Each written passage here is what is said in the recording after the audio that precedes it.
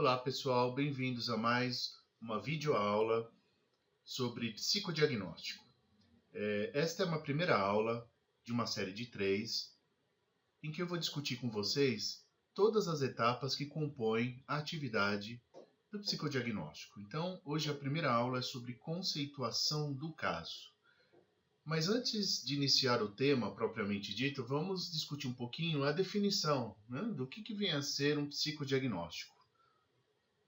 Então, psicodiagnóstico, ela tem algumas características próprias, como, por exemplo, uma situação com papéis bem definidos, ou seja, tem aí a figura do psicólogo, que vai fazer uma avaliação, e a figura do paciente, do cliente, que vai solicitar uma avaliação. Muitas vezes essa avaliação é solicitada por outros profissionais, psiquiatras, uma escola, um juiz, né, ou alguém da esfera da justiça. Tá? Ela é, portanto, também uma situação bipessoal, envolvendo, então, o terapeuta, família, terapeuta, uma pessoa, o terapeuta, né, uma pessoa adolescente, criança, enfim. Ela tem uma duração limitada, então é bem diferente de uma psicoterapia. Então a duração ela tem que ser limitada mesmo e bem otimizada, né? Então alguns encontros, isso vai depender obviamente da escolha do instrumento de avaliação, mas ela não deve se estender, tá? Porque não é uma atividade no qual faremos interpretações, né? Provocaremos algum tipo de mudança. A nossa função é a descrição e compreensão da personalidade ou do paciente e do grupo familiar. Tá? Nesse tipo de atividade, a investigação vai se centrar nos aspectos passados, presentes, que é propriamente o diagnóstico, e futuros, prognóstico. E uma das características do psicodiagnóstico é o uso de técnicas psicológicas. Portanto, somente um psicólogo pode fazer um psicodiagnóstico. Tá? E toda leitura que construímos acerca do sujeito tem que haver uma discussão sobre a relação desse sujeito com a sociedade, em que medida a cultura produz algum tipo de sofrimento pelo qual o sujeito está vivendo. Ok? Então, quais seriam as etapas do psicodiagnóstico? A primeira a gente chama de conceituação do caso. A partir da conceituação do caso, nós partimos para a escolha dos testes ou instrumentos de avaliação. Após, né, a aplicação dos instrumentos e a devida análise, nós faremos a elaboração de um informe, que pode ser um laudo ou um parecer. Tá? E por fim, então é por fim mesmo, tá? A entrevista devolutiva diagnóstica, tá ok? Se na entrevista devolutiva diagnóstica aparecer algum dado novo, alguma coisa importante que merece, né, uma apreciação, muitas vezes o informe ele é modificado em razão dessas novas informações. Então vamos discutir então conceituação do caso como uma das primeiras etapas, né? O que é conceituação do caso? Método e estratégia clínica com o intuito de obter e organizar informações sobre um cliente, compreender e explicar sua situação conflitiva, seus recursos adaptativos e seu padrão mal adaptativo de interação, tendo por objetivo também antecipar desafios e obstáculos em um tratamento psicoterápico.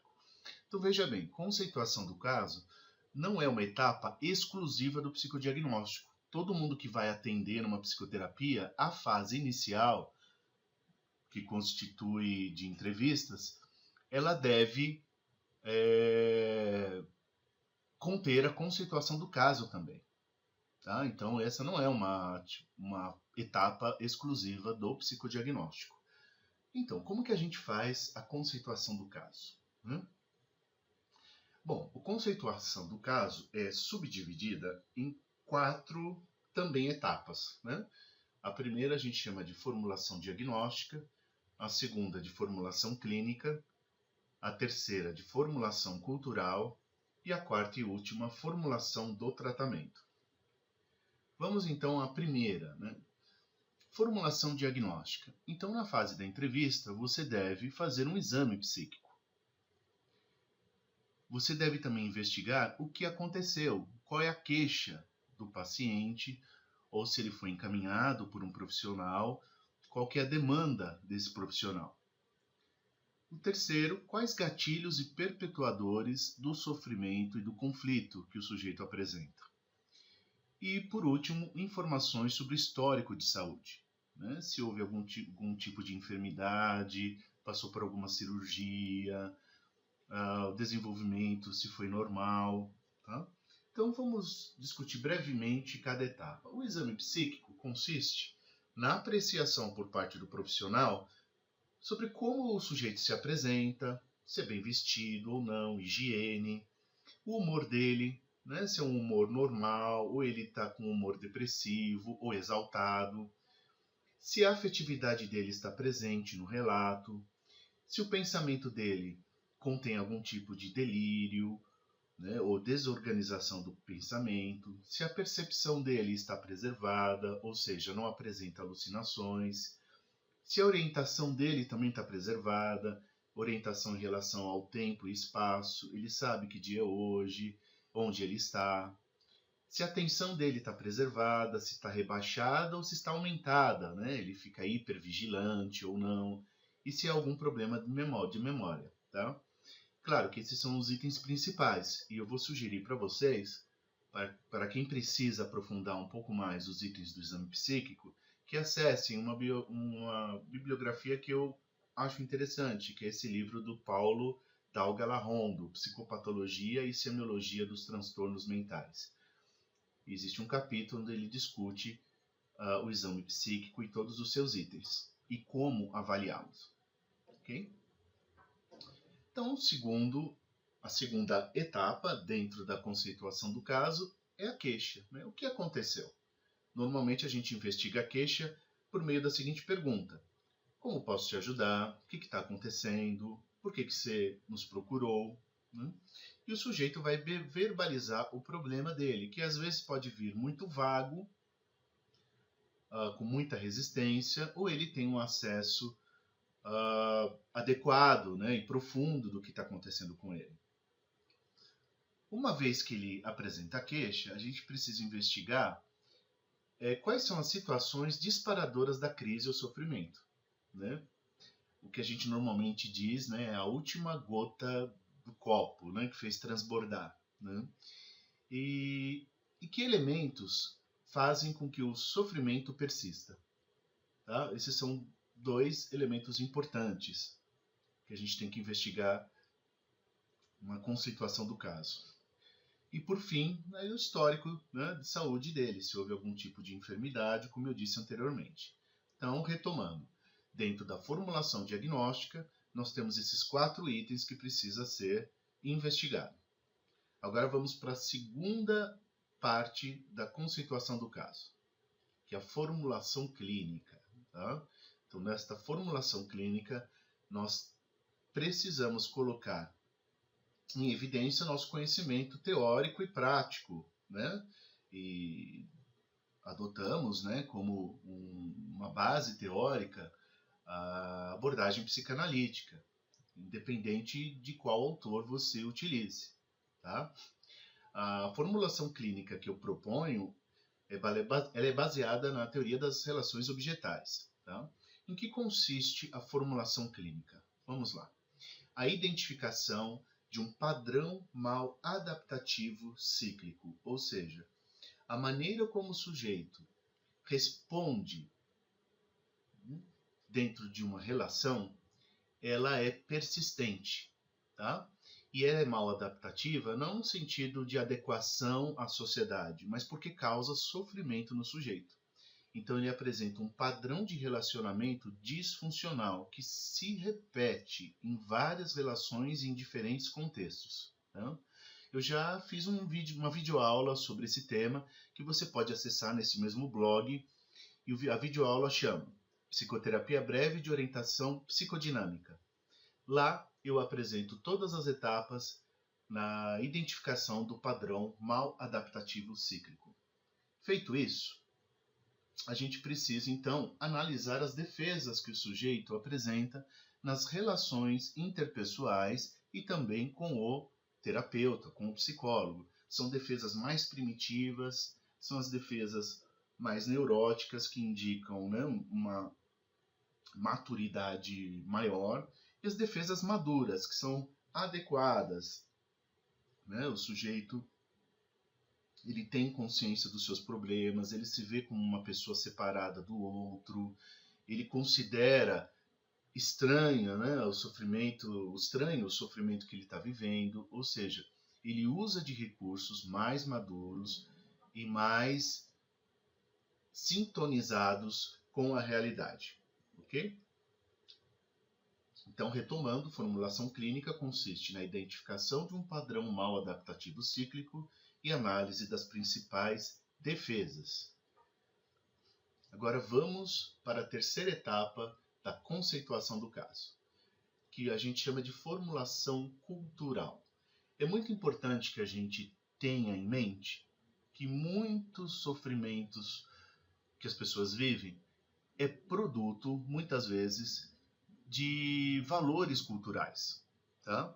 Então, a relação do sujeito com a sociedade precisa ser incorporada num psicodiagnóstico, tá? Porque o psicodiagnóstico vinha sendo muito criticado por naturalizar, né, o sofrimento, como se aquele sofrimento tivesse sua origem única e exclusivamente nos recursos internos do sujeito. E não é bem assim. A sociedade pode contribuir e muito para que o sujeito sofra. E não podemos abrir mão desse olhar. Ok?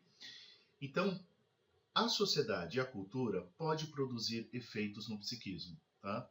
Por exemplo, questões envolvendo grupos identitários, preconceito, estigma, discriminação, acabam por contribuir para um sofrimento do sujeito.